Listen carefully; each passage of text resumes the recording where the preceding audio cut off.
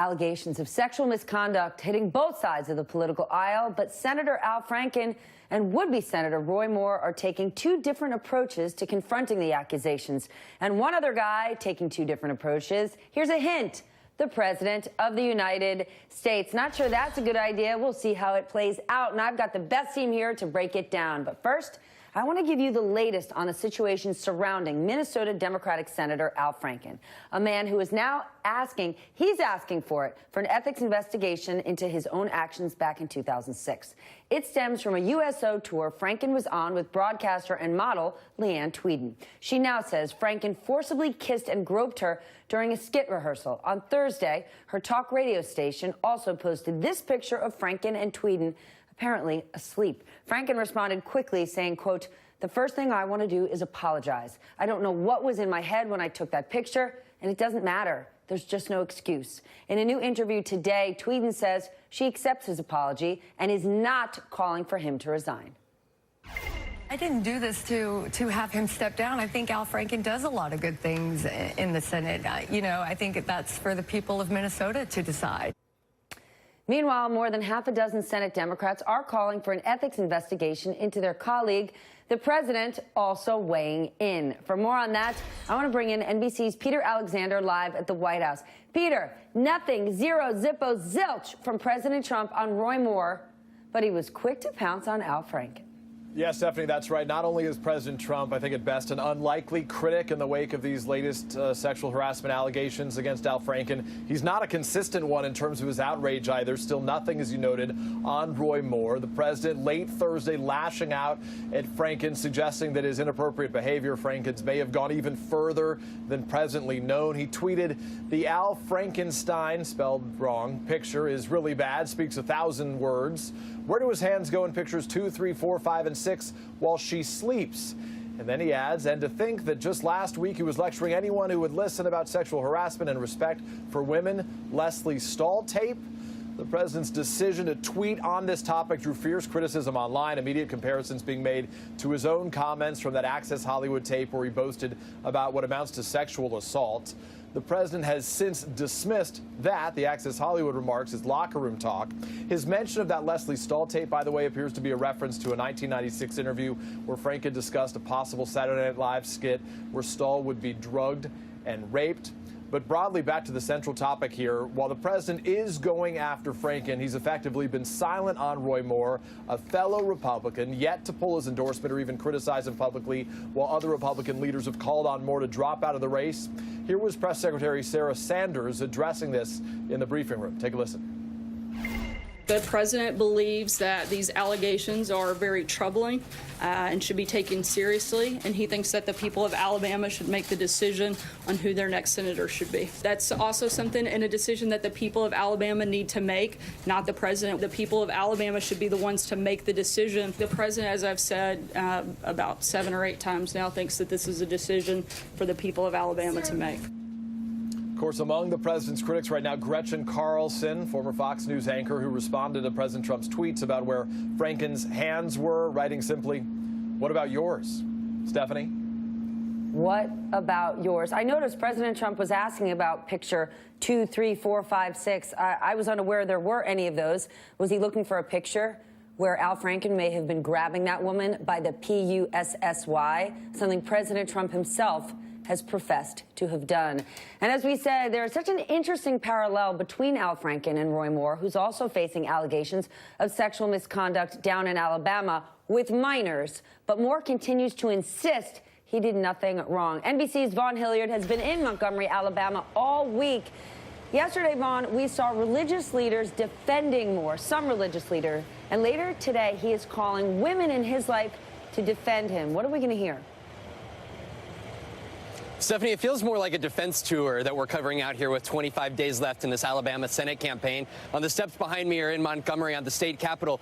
Kayla Moore, the wife of Roy Moore, will be appearing with women from presumably Alabama, but I also know some women that are driving in from Georgia, from Ohio, from various places here to join Kayla Moore. It's not known whether Roy Moore himself will be appearing, but this follows yesterday a press conference in which there are about 20 faith leaders in Birmingham that spoke up in defense and also in an effort to delegitimize legitimize these women accusers, 9 of which have now come forward in Alabama. Roy Moore spoke for about 60 seconds, to put it in clear terms, without answering any questions about these allegations. Among those 60 seconds, this is what he said yesterday.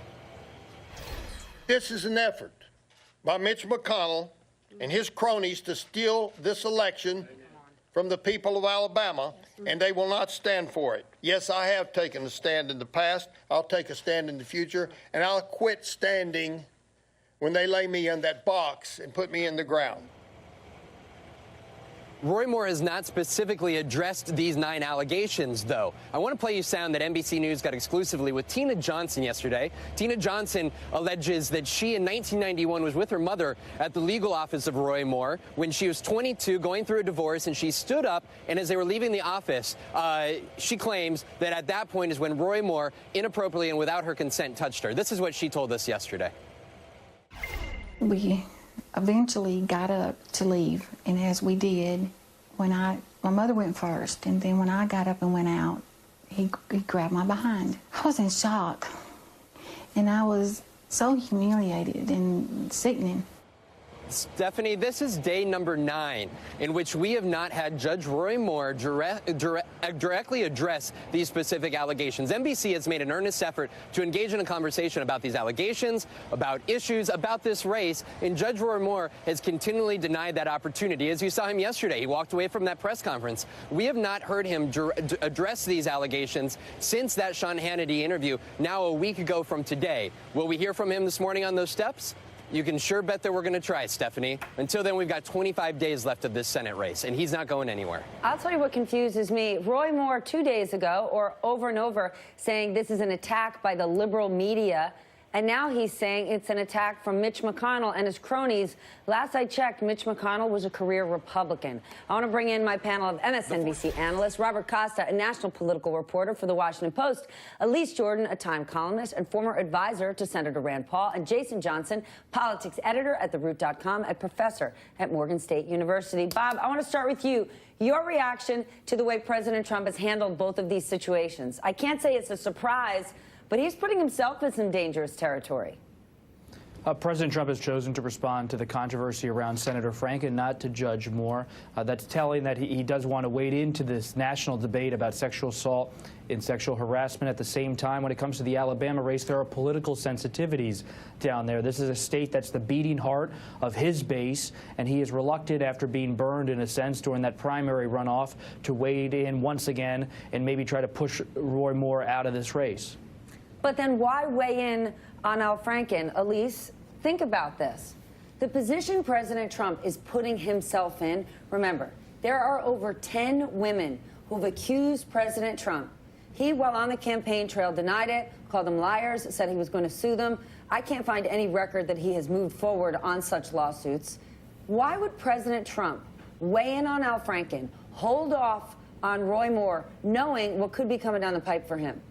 Donald Trump has never had to face any repercussions for his actions, and so he believes that he is innocent. He believes that he is above reproach. You look at the pattern of Donald Trump and how he dealt with his accusers by defaming them, by saying that they were too unattractive for him to ever have molested or harassed. It's the same as Roy Moore saying that he is going to sue his accusers for defamation, and neither one of them are ever moving on that. Right. Okay, well, a very different approach is Al Franken. Al Franken is inviting an ethics investigation. What's your take on this? Does that actually help him? Because this isn't a good situation for Al. No. Look, it doesn't bring back the integrity or the hurt or change the hurt for the woman that he grabbed and attempted to harass one way or another. But it is somebody taking some responsibility. Look, Stephanie, at the core, I think these are voter issues, and they're also legal issues. If no one wants to sue Al Franken for his lousy behavior, even if they discover other people did it, then okay, fine. I guess he escapes legal consequences. But it's up to the voters to decide.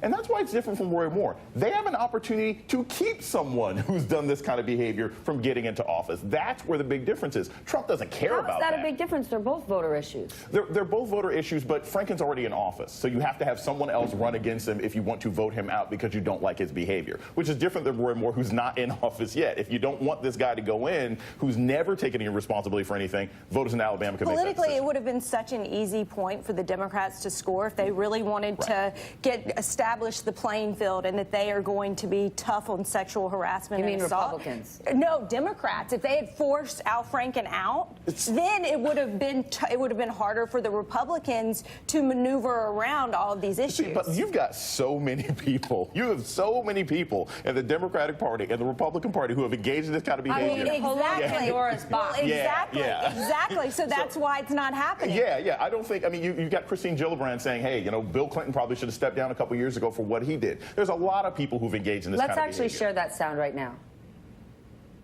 Is it your view that President Clinton should have stepped down at that time, given the allegations? Yes, I think that is the appropriate response. All right, Bob Costa. How difficult is a statement like this for Kirsten Gillibrand? She's already gotten pushback from former Clinton staffers who have said, you're biting the hand that fed you, you took Hillary Clinton's seat. But at the end of the day, that's neither here nor there. This is a different time, and she's coming out and saying that's wrong. What kind of heat is she going to take for that? You nailed it, Stephanie. This whole episode is revealing of our changing times. And Senator Gillibrand is a longtime supporter of the Clinton family, both former President Bill Clinton and Secretary Hillary Clinton. Coming out of upstate New York, she needed their support in some respects as she was ascending the political ladder, and she counted on them at crucial moments in her career. But the times have changed, and she is at the forefront now of this discussion we're having. She's leading some of the fights on Capitol Hill. And so this shows the political dilemma both Democrats and Republicans face as these issues swirl. Can I ask you about the political dilemma for young people in the South? Elise, I have watched you over the last week distressed and distraught over the Roy Moore situation. You're from Mississippi. So for young Republicans from Alabama, for Mississippi, what does all this do to your brand? I think it's so unfortunate that a degenerate like Roy Moore is doing such harm to the reputation of the South, because no one in the Deep South thinks it is okay to molest children. And I honestly think that that will be reflected at the polls. Okay, just real quick. The election. Real quick, we cannot say that no one in the Deep South thinks that. I know, because, but I'm saying overall, I mean, look at, there are some vocal Roy Moore supporters right now. But I think that they are a small minority, and you look at You're the right, people, it's a small minority, but it's not no one. It's not no one. You have a guy saying that's how we got Jesus. You look at who are his main supporters right now. Roy Moore, literally coming from out of state activists are trying to force their worldview on Alabama residents that I think is just, it's unfair to the majority of people in the state. Well, we are going to hear from Roy Moore supporters, women, today. I spoke to a Roy Moore friend for 40 years who said, I've known this guy for 40 years. I've never seen him do anything like it. There is I mean... See, there's two things about this. Number one, and I know this is problematic to say, but this is the same thing I thought about like with dogfighting and Michael Vick, right? There are people who I knew in grad school in North Carolina and in Georgia who are like, oh, we do dogfighting, we do cockfighting all the time. There's people who think that's normal. It may be strange to us in this room, regardless of where we're from, but there are people in Alabama and other places across the country who think, hey, you know, they were, as long as they were both straight, blah, blah, blah. There are people who don't have issues with that. And the larger problem is this. I mean, I obviously do. Everybody here has a problem with it. The larger problem is this. It's never a good sign. Do you know who else has a problem with it? The law. Yeah, exactly. The law. And it's wrong. Since 1900. Yeah, since 1900 in Alabama. But you have this situation right now where you've got a guy who's like, I'm going to bring out a bunch of women to support me. That never makes any sense. It's like, oh, I'm going to bring out gay people or Jewish people or Muslim people or black people to prove whatever sort of beliefs I don't have. Look, at the end of the day, you broke the law. We have evidence. You know, this looks like the cast of Dazed and Confused. You've been doing this consistently for years, and I hope that the majority of people in Alabama say this isn't a good idea, even though some of them think it's okay, and that's how things work. We have another month of this. The accusations are really going to sink in. And you look at how Roy Moore is a deer in headlights. He cannot speak. He does not trust himself to be able to speak in a credible manner about these allegations after his damning interview. He very clearly could have said, no, Robert Costa, I need you to weigh in on this, because when the Roy Moore situation started, from the get-go, there were claims that this is politically motivated, Let's turn to Al Franken, and I want to talk about this timing, because guess who's back? Roger Stone. How is it that Roger Stone knew that the Franken news was coming? Here's a quote. Let's just say Senator Franken's time in the barrel is about to come. This is what he told the Daily Caller over text early Thursday morning. That's hours before Leanne Tweeden came out with her claims. Bob, you're a Washington insider. What do you make of this? Well, I have no reporting on Stone directly. He's known to traffic in kind of the stories that are about to appear in different news organizations, so he has sources around the political community. So it's not entirely surprising he knew about this. But I think when you look at the reporting and the timing for a lot of this, Stephanie, we look at the Washington Post, the way it laid out its story. These women did not come to the Post. The Post found them during the course of the reporting. And in this sensitive time, the Post and other news organizations are doing more to show their reporting so people, when they do raise questions about the timing of these stories, they can learn more about the process. Last point on this? This is not going to go away, and it's going to be nasty until the finish line mid-December.